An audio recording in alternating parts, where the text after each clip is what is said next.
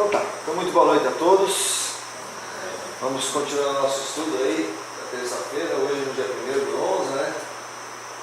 Nosso estudo 2, nós estamos no 11º estudo da segunda parte. Nós estamos trabalhando a influência dos espíritos, né? Hoje nós vamos trabalhar um pouquinho sobre obsessão, tema interessantíssimo. Porque eu digo que a influência dos espíritos, a gente realmente conviver com esse conhecimento dessa influência que a gente recebe diariamente, né, a gente consegue ter uma vida um pouco mais leve, mais tranquila. A gente sabe como se defender principalmente dessa influência. Mas a obsessão já é um pouco mais complicada, né? Há um espírito das obsessões. Obsessão. O que é a obsessão? Então lá, a Sophie Schubert diz assim no livro Obsessão e Desobsessão, ela diz: é a ação prejudicial insistente. Obsessão normalmente, até a palavra diz, né, é uma coisa insistente, que não para, que, né, vai até o fim, é uma obsessão. Então é insistente e é dominadora, sempre. Obsessão é domínio, é comando, é alguém que está querendo comandar a coisa. Tá? De um espírito sobre outro, vejam bem, de um espírito sobre outro, não significa que é um desencarnado sobre o encarnado. O desencarnado é o espírito e nós que somos encarnados também somos espíritos. Então não significa que obsessão é de um desencarnado para um encarnado. A gente vai ver que são vários tipos de obsessão que podem acontecer. É de espírito para espírito. Tá? Decorre sempre de uma imperfeição moral. Sempre. Um obsessor, ele só consegue entrar na tua faixa vibratória quando você baixa ela. Então eles se aproveitam de uma impaciência nossa, quando a gente perde o controle por uma situação, por exemplo, de uma intolerância, de uma inveja, né? De uma falta, de um pré-julgamento que a gente tem com outras pessoas, ou com alguma coisa que acontece. É nesse momento dessa imperfeição moral que fica clara que eles aproveitam e entram. Tá? Muito bem. É praticada somente por espíritos inferiores.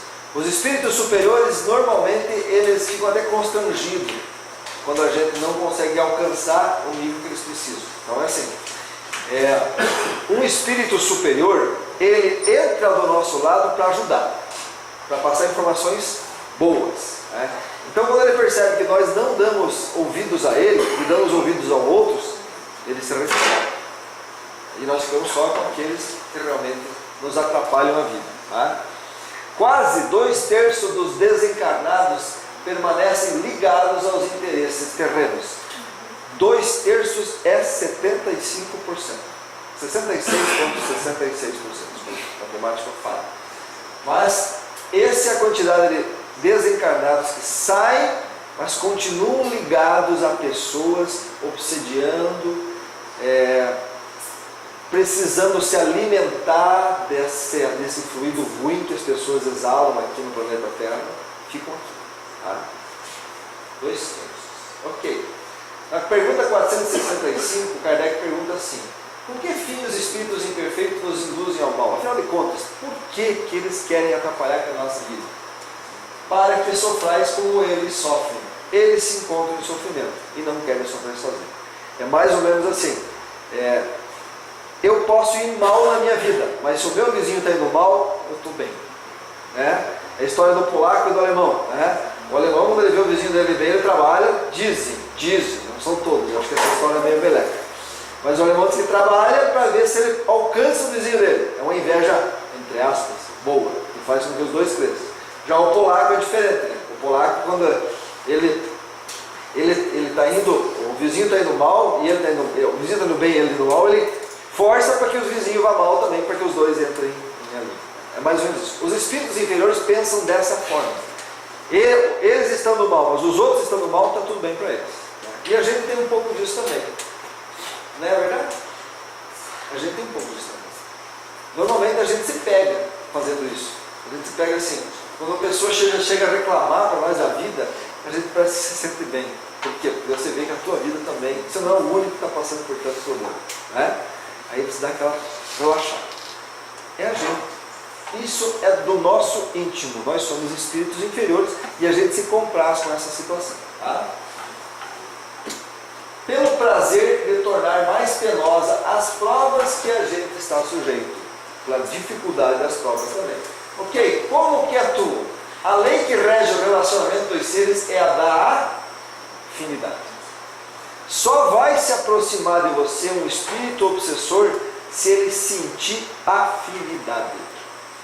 Então, a gente costuma dizer, em obsessão não existe vítima e não existe verdugo. Todos os dois estão errados. Infelizmente, estão sofrendo do mesmo mal. Né? E o Kardec vai explicar bem essa história mais para frente. Devido às nossas brechas psíquicas para a obsessão, principalmente o que Jesus brigava muito, a invigilância é a porta que se abre facilitando a sintonia e a aproximação dos espíritos obsessores. Então, quando a gente se pega irritado, magoado com pessoas, odioso, essa é a invigilância em que esses espíritos se alimentam dessa situação. Tá? E a imperfeição moral sempre atrai as influências inferiores. Imperfeição moral, dentro da nossa perspectiva de vida hoje, é o materialismo. É o momento em que você está dando mais valor ao material do que ao valor das pessoas. Você troca as pessoas pelas coisas. Né? Nós deveríamos amar as pessoas e usar as coisas. Infelizmente, às vezes nós amamos as coisas e usamos as pessoas. Isso é nossa imperfeição moral dentro do nosso patamar hoje. Tá? É isso aí. Quando a gente faz isso, pare porque vocês estão sendo obsediados. Obsessão. Os bons espíritos nos aconselham, combatem a influência dos maus e se não os escutam, preferem retirar-se. Os maus, pelo contrário, agarram-se ao que conseguem prender.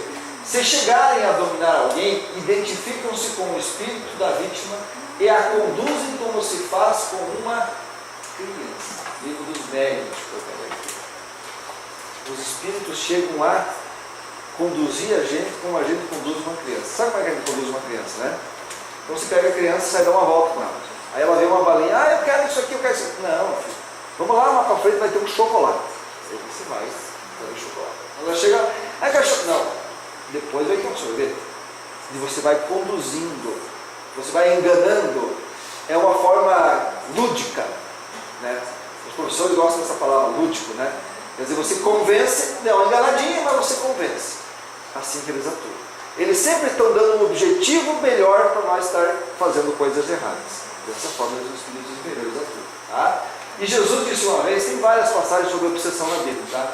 Mas eu trouxe uma pequenininha, só para vocês entenderem quando ele fala. Em Mateus diz lá, quando saiu, apresentaram a Jesus um possesso mudo. O cara não falava. Não falava.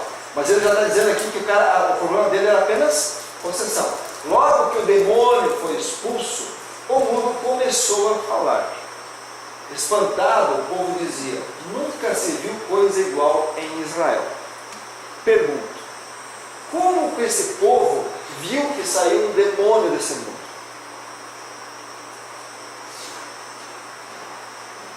Só se eles eram todos clarividentes. Obviamente não eram. Tá? Como que eles sabiam? Porque é o povo que está dizendo. Espantado, o povo dizia, nunca se viu uma coisa igual em Israel. Nunca se viu um demônio sair de um corpo de uma pessoa e essa pessoa voltar a falar. Bom, o Kardec vai dar uma clareada nessa história.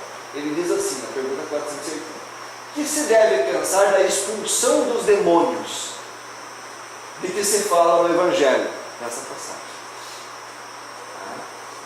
Realmente existe um demônio?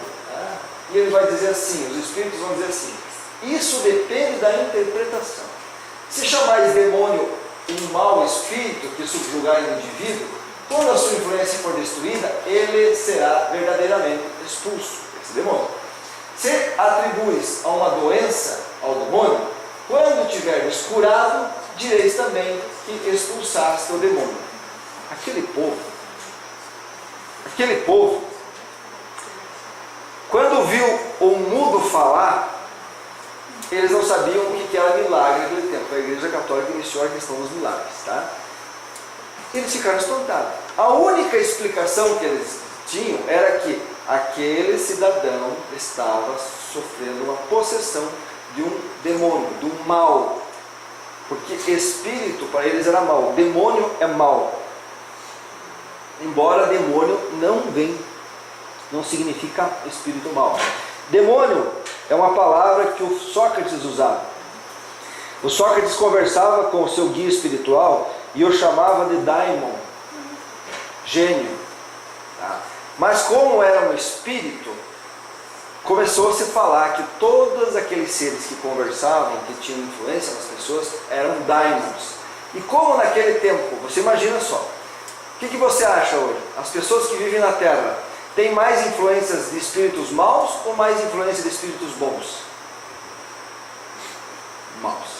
66%, acabamos de falar. Né? Agora você imagine naquela época de Sócrates. Quantos porcentos você acha de pessoas que eram influenciadas por espíritos maus? 99,9%. Então, basicamente, todo espírito que se aproximava de alguém era um espírito mau. E ele chamou de daimons, demônios. Todos os espíritos maus ficaram conhecidos como demônios. Por isso que se usa a palavra demônio. Está entendendo? Muito bem. Podemos também encontrar em nossos dias, mas no dia a dia de agora.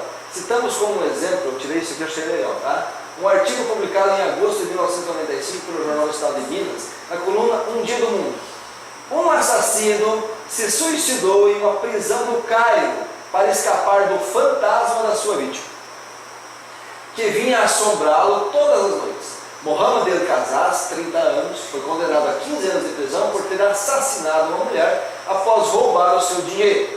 Sozinho, em sua cela, confessava aos carcereiros que ouvia a voz de sua vítima, chamando-o para a morte.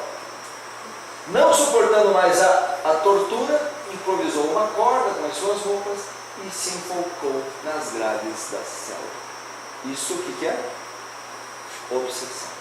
Mas a pessoa que escapou estava esperando ele. O cara acha que escapa se enforcando. Exatamente. É bem isso mesmo. Era importante para ela convencer. Agora imagina, um assassino que foi roubar um dinheiro e matou a mulher. Que tipo de espírito você acha que vibra nesse sentido? Agora pense só, será que ele só tinha ela como inimigo espiritual? Não. Mas um monte. Quando ele foi roubar, ele já estava induzido. Exatamente. Quando essa mulher foi desencarnada, o ódio contra ele virou magnetismo, já foi puxado para o lado dele. E ela encontrou perto dele vários espíritos que ajudaram nessa obsessão. E aí levaram ele à morte, obviamente. Né? Obsessão de encarnado para encarnado. Então, como eu disse, como todos somos espíritos, existem obsessão também. Não só de desencarnados para encarnados. Existe obsessão de encarnado para encarnado. Tá? E como eu conheço gente que é obsessor. Meu Deus do céu. Quantos pais não são obsessores dos seus filhos? Meu Deus, o filhinho. Tá, o que aconteceu hoje? Tá? Cuidam tanto que são obsediados por aquele cuidado. E isso faz mal. Faz mal. Né? Esse domínio mascara-se com os nomes dele, principalmente ciúme. Esse é o meu filhinho. Meu filhinho. Tá?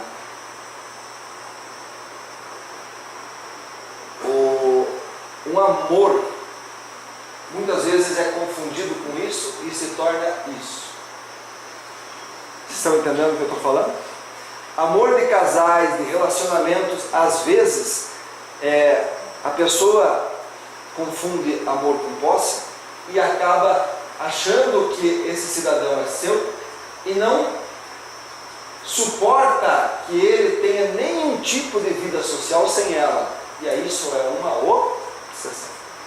Tá? Inveja é uma obsessão.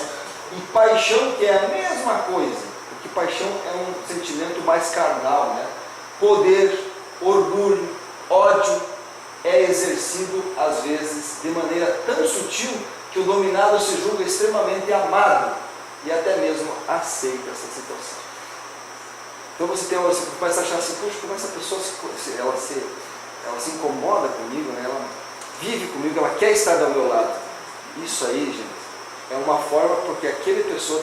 Eu acabei de dizer, né, para vocês que obsessão é domínio. Tá? Ele está usando isso para dominar a situação. E isso é tão sutil que às vezes você vive um relacionamento e você não percebe, mas você está sendo sempre dominado pela pessoa. Você vive com a pessoa do lado, não, ela aceita as tuas ideias, aceita todos os teus planos, mas no fundo, sempre os planos dela e as ideias dela que são sobre o plano. Então isso é uma obsessão. Muito bem. Obsessão de desencarnado para desencarnado. Existe obsessão entre os desencarnados. Isso está muito claro no livro chamado Libertação, em que desencarnados que dominam os outros desencarnados são expressões de um mesmo drama que se desenrola tanto na Terra quanto no plano espiritual. Lá no livro Libertação, os espíritos endividados, incompromissados entre si mesmos, através de associações tenebrosas, ou seja, escuras, de idêntico padrão vibratório, se aglomeraram em certas regiões, obedecendo à sintonia e à lei de atração. Eles se juntam por atração, tá? Formando hordas que erram sem destino ou se fixam temporariamente em cidades, colônias, núcleos, enfim, de sombras e trevas. Tais núcleos têm dirigentes que se proclamam juízes, julgadores, chamando a si a tarefa de distribuir a justiça aos espíritos igualmente culpados e também devotados ao mal, ou endurecidos pela revolta ou pela descrença. Aqui tem uma foto. Esse é um espírito que está sendo obsediado por outro espírito. Isso aqui são ovoides, né? São outros espíritos mais controlados ainda cuidando desse cara. Então, gente, assim, se vocês acham, como disse a Sônia, uma das melhores formas de vocês se esconderem dos seus inimigos é na carne. Porque aqui eles demoram para encontrar, porque nós temos outra faceta, não é verdade? Mas, quando a gente sai do corpo, eles nos encontram. Se você não acertou a tua vida, nós não acertamos a nossa vida, quando a gente desencarnar, vamos citar um exemplo interessante, o Leco. Vamos dizer que ele desencarne daqui uns dias, toma uma overdose e desencarna. Para onde que ele vai ser sugado? Para planos espirituais mais... Ele com certeza deve ter se imagine, só a cidade de Taiópolis, o que produz de vibração de consciência negativa para ele. Para onde que nós estamos empurrando esse menino quando ele morrer? Está entendendo? Para esse lugar aqui. E ele vai direto para a mão dos obsessores, ou seja, dos espíritos vingadores dele. Agora eu vou assustar um pouco mais vocês. Quando você dorme, nós já vimos isso, a gente sai do corpo, você desencarna, você está em desdobramento. É muito bem provável que se você não esteja num padrão vibratório alto, esteja vibrando coisas negativas, você vai ser puxado para o teu espírito vingativo. Tem uma história do livro do André Luiz, que ele conta que, vejam só como essas coisas são interessantes. Hoje nós estamos bem no dia dos finados, né? Então é bom a gente até falar sobre isso. Que uma vez um cara falou, durante a história lá, ele falou mal de um espírito, de um desencarnado. Porque aquele cara não valia nada, porque não sei o quê, não sei o quê, não sei o quê. Beleza. Aí o André Luiz vem visitar, o mentor do André Luiz traz ele para o plano terreno para ele visitar essa situação. E ele encontra numa casa um espírito sentado ao lado da cama, esperando a hora em que aquele homem que falou mal dele desencarnasse, dormisse e se desdobrasse. Aí eles perguntam para o cara: escuta, o que você está fazendo? Qual é o teu interesse? Não, interesse nenhum. Só que é o seguinte, esse cara falou mal de mim hoje e eu vim aqui para tirar a explicação dele. Quero saber por quê. Tu não me conhece, não tem nada comigo, por que ele falou isso? Percebem a ideia? A gente faz isso às vezes, aquele cara já foi tarde, né? Eu não sei o que, é uma limpa para a sociedade. Quem te garante que esse cara não vem conversar com você durante a noite? Nós também somos espíritos imperfeitos. Quem de nós mantém uma boa vibração toda vez que vai dormir? Situações e situações. Mais cansado que... Exato. E quando você acorda, é isso aí. É a obsessão de desencarnado para desencarnado, porque você, à medida que dormiu, você é um desencarnado. Por isso, os pesadelos, né, Zé?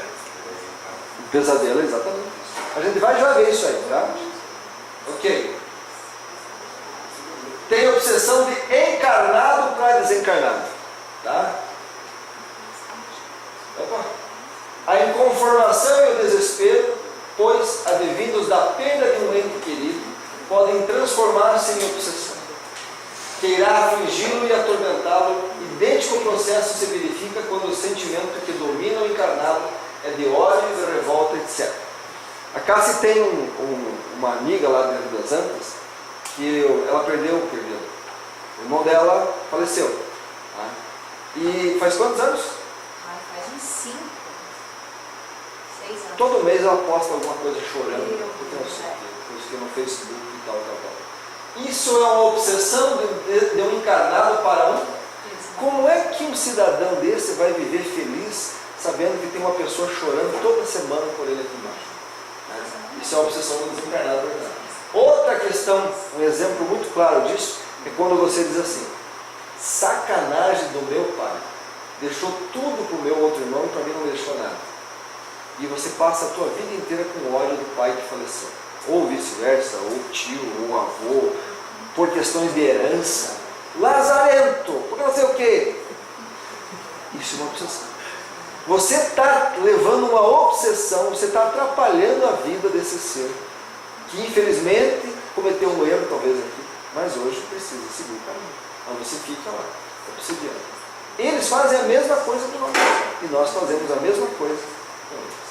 Tem um rapaz aí que eu tive lembrar dele, que eu vou contar isso aí, eu vou lembrar o nome do cara. Ele perdeu o irmão dele e tem um irmão que sobrou que é o Paulo. Ali, moram juntos na mesma casa. Então você chega lá e ele fala 3 palavras, se lamentando que o irmão morreu. Sim. E fala umas 10 palavras lamentando que o bêbado está ali junto com ele. Homem do céu. Deveria ter ido esse, não aqui. Ele disse, né? E esse dia eu estive lá e conversei bastante tempo com ele lá. E fiquei umas 2 horas lá na casa dele, esperando o pai dele para chegar e tal. E o assunto foi só esse. Se eu te contar que eu vim embora, mas dando ruim, pra gente. Eu trouxe uma carga daquela vibração negativa.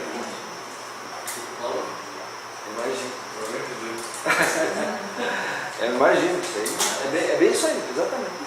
É aquele drama que você faz, porque nós temos que entender uma coisa: nós somos espíritos, estamos nesse momento no corpo, mas normalmente passamos muito mais tempo lá. Então nós temos essa relação corpo fora corpo. Então tudo que nós pensamos aqui vai para lá, e tudo que eles pensam lá vai para cá. É uma relação. A obsessão de desencarnado para encarnado, essa aqui é a mais comum, né? Nós vamos terminar falando agora. Sendo a mais conhecida, caracteriza-se pelo domínio de um desencarnado sobre alguém que vive no plano físico. As causas são várias, né? Como se processa? Primeira, aproximação, observação. Opa, estou passando por um bar, vi que o cara pediu uma cachaça. É o que eu quero. Me aproximei e agora eu vou fazer uma obsessãozinha em cima desse cidadão. Esse cidadão tomou uma cachaça e estou indo embora. Não, tome mais uma. Né? Então, primeira é a aproximação e a observação. A segunda é a sintonia mental. Ele está pensando em beber e eu também quero. Então, me afinei com ele, me sintonizei mentalmente. A vibração dele, a aura dele já entrou na minha aura. E eu já fiz parte do pensamento dele. Envolvimento fluídico. Os meus fluidos, aquela cachaça tem um fluido. Você pode deixar um litro de cachaça aberto por um mês. Tem ainda aquele cheiro de cachaça? Sumiu. Pode perceber, não tem mais.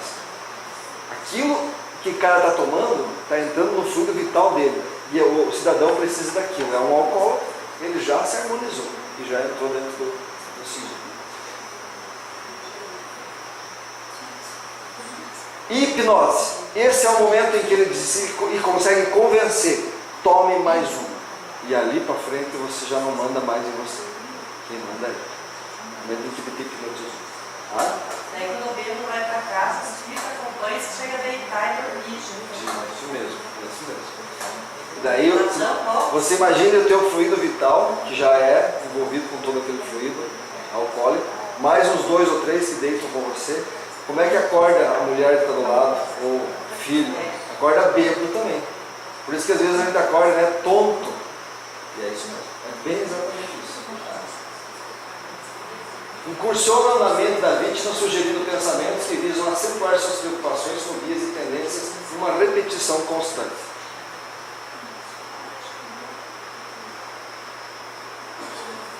Em seu trabalho, a doutora Edith Fiore, psicoterapeuta doutorada em psicologia clínica na Universidade de Miami, que utilizando técnica de hipnose buscava na regressão de memória a solução dos problemas comportamentais de seus pacientes, conseguiu identificar a extensão dos efeitos de possessão. O que acontece no cidadão que está em obsessão? Sintomas físicos: cansaço, primeira coisa, dores no corpo, mais frequentemente na cabeça, que é onde fica a pineal. Tá? Incluindo as enxaquecas. Isso aqui é garantido obsessão. Enxaqueca é obsessão. Sempre. 100%. Tá? 100%. Síndrome pré-menstrual com edema, retenção de água, a pessoa incha. Isso é obsessão. Tá? Falta de energia ou exaustão. Insônia é obsessão. 100% é obsessão. Sem dúvida nenhuma. Porque a pessoa não quer dormir porque sabe que vai entrar num processo obsediado. Então, inconscientemente ele não consegue dormir. Tá? Câimbras, obesidade com hipertensão resultante, asma e alergias também podem ser resultantes de obsessão. Veja bem, isso é o que ela constatou em mais de 1000 e tantas pessoas que ela tratou com regressão. Por quê? Porque eles se interessam que você passe mal. Então eles usam todos os seus artifícios. Essa pessoa ela tem uma predisposição para alergia, então vamos fazer com que ele entre em contato com uma coisa que vai dar alergia. Essa pessoa tem predisposição para obesidade, então vai e assim por diante. Por isso que ela constatou isso. Problemas mentais. Grande quantidade de problemas mentais resulta da intervenção dos espíritos. 90% das pessoas que estão em manicômios, ou que não estão mais, não existem mais manicômios, os problemas mentais são obsessão. Inclinação para drogas e para o álcool, isso não precisa nem falar, é obsessão. Inclinação para o fumo é obsessão. Problema de peso e obesidade, dizer lá em cima. Problemas de relacionamento, sempre tem um obsessor envolvido no meio, sempre tem. Eles gostam disso. E pense que vocês não são coisa boa, nunca foram. Vocês criaram inimigos, e toda vez que você está pronto para criar um novo inimigo, para eles é uma delícia. Então eles se aproximam. Tá? Problemas sexuais, inclusive casos de homossexualismo. Tá? Para a gente ir terminando, o Kardec fez uma pergunta na 473. Pode um espírito momentaneamente revestir-se do invólucro de uma pessoa viva? Quer dizer, introduzir-se num corpo animado a agir em substituição ao espírito que dele encontra encarnado? A pergunta é o seguinte: pode um espírito entrar no corpo do Gerson e possuir o corpo dele? Isso acontece? Daí o cara vem lá, sai de retro, Satanás, sai desse corpo, porque esse corpo não te pertence. Isso acontece? Acontece? Um espírito não entra num corpo como entra numa câncer, como entra dentro de uma caixa. Ele se assimila ao espírito encarnado, que tem os seus mesmos defeitos e as suas mesmas qualidades. Vou repetir bem alto e claro. Isso tem que estar bem claro. Não existe 2 espíritos no mesmo corpo. Tá? Para assumir um corpo, você tem que encarnar nesse corpo, nascer toda pronta. Você só vai deixar esse corpo a hora que você desencarnar. Quando você desencarnou, você levou o fluido vital. Levando o fluido vital, ninguém mais quer esse corpo, nenhum espírito. Não existe esse negócio de espírito se introduzir no teu corpo. Isso não acontece. Acontece a indução mental. Ele fica lá controlando você pela mente, tá? Para agir conjuntamente. Mas é sempre um espírito encarnado que age como quer sobre a matéria do que está revestido. o espírito não pode substituir-se ao que se acha encarnado, porque o espírito e o corpo estão ligados até o tempo marcado para o término da existência material. Enquanto você estiver vivo, esse corpo é teu. E na 477 ele pergunta: as fórmulas de exorcismo têm qualquer eficácia contra os maus espíritos? Esse cara é o Gabriel Amor, ele é o exorcista do Vaticano, gerou um filme chamado Ritual. Quem quiser passar por susto, assista. É um filme aterrorizante, chamado O Ritual, com Anthony Hopkins, tá?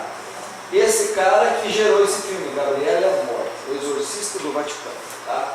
Mas o exorcismo realmente tira o espírito, ele liberta a obsessão? Olha o que dizem os espíritos superiores. Não!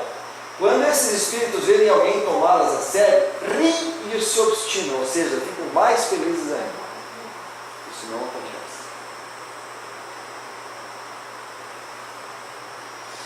O que acontece é o seguinte: há um tempo atrás, na história, você imagine só, você desencarnou católico, e você teme a Deus, teme a tudo que você pensar. Então qualquer coisa que falasse relacionado a contra a igreja, você já treme as pernas. Você desencarnou, aí você se agarrou a alguém, começou a obsediar. Chega um cara com uma cruz e diz: olha, se você não sair daqui, você vai para o inferno. Opa, vou sair daqui. Entenderam o que eu estou dizendo? Mas isso é uma questão de consciência de cada um e de lembrança. Mas o espírito que já conhece isso, ele não está nem aí com o peixe. Ele não está nem aí. Isso aí para ele, uma cruz na frente, ou água benzida, ou sal, ou alho, não tem problema. Para ele está ótimo. Sobre o Márcio, uns dias atrás, eu estava em mato, e com o vidro do carro um pouco assim aberto. Aí dentro do carro dele está as pedrinhas dele falaram nada. E veio três rapazes, acho que não iam assaltar.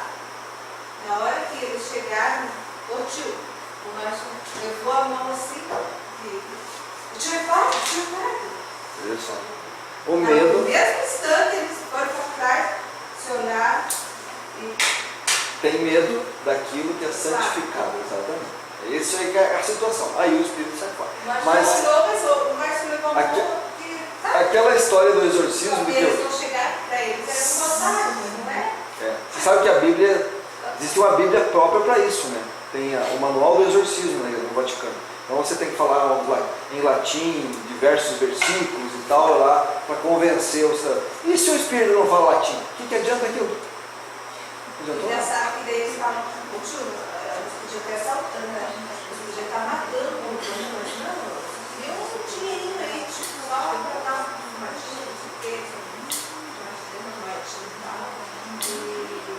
Mas sabe, foi muito claro assim, a obsessão do rapaz, e naquele mesmo instante ela saltou, né? E a consciência dele, certo, de ter sido, né, ter sido na igreja católica, antecipei e tudo mais, e talvez nessa, uma outra encarnação, não sei, e deu outro alerta. Pois é. 467. Pode o homem eximir-se da influência dos espíritos que procuram arrastá-lo para o mal? Nós podemos, digamos assim, afastar essa obsessão? Dizem eles: pode, visto que tais espíritos só se apegam aos que, pelos seus desejos, os chamam, ou os que, pelos seus pensamentos, os atraem. Então, sempre se pode sacudir o jugo, quando se tem uma vontade firme. A primeira coisa que você tem que entender é que, como eu falei, ninguém assume meu corpo, ninguém manda em mim. Essa história sempre dá certo, tá? Eu domino os meus pensamentos. E outra coisa, quando você se pegar pensando em coisa ruim, você está sendo ajudado. Quando você está pensando em coisa boa, ninguém consegue chegar perto de você. Ninguém. Por quê? Porque você está fazendo coisa boa. Entendeu? Então, a forma mais fácil de você afastar uma obsessão, depressão, por exemplo, é 100% obsessão. Então, imagina, o cara fica acumulando aquele negócio, e já está com 2 ou 3 ali que estão felizes por lado dele. Se você mudar a forma de pensar, eu sei que é difícil, porque já isso é um organismo, às vezes tem que tomar medicamento para isso. Se você mudar a forma de pensar, aquele pessoal diz, não, mas espera aí, agora é fácil. E outros se aproximam de você. Então é você que tem na tua mão o controle sobre você, sobre o que você quer. Tá? Transformar as tempestades do mal em atitudes do bem. Isso é o que tem que acontecer. Vigilância mental, é o que eu disse. Quando você começar a pensar, pegou-se pensando em julgamento, pegou-se pensando em radicalismo, pegou-se pensando em inveja, pegou-se pensando em mágoa de alguém que te fez mal, e você pensa assim, tomara que esse cara... Pense porque você está recebendo influência certa. Se você começar a se vigilar nesse tipo de pensamento, você não recebe mais influência do mal. Oração, sintonias com os planos superiores, prática do bem e da caridade. Toda vez que você estiver praticando coisa boa, ninguém se aproxima de você que faça mal. Não à fofoca e à maledicência, não aos vícios, não ao ódio e à raiva, corrigir imediatamente qualquer erro cometido, pensamento constante no bem e evoluir a cada dia. Pensar que você está aqui nesse plano, nesse planeta, nesse corpo para evoluir. Tudo que faz você evoluir é coisas relacionadas ao bem. E aí você ultrapassa tudo isso. É fácil fazer isso aí? Não.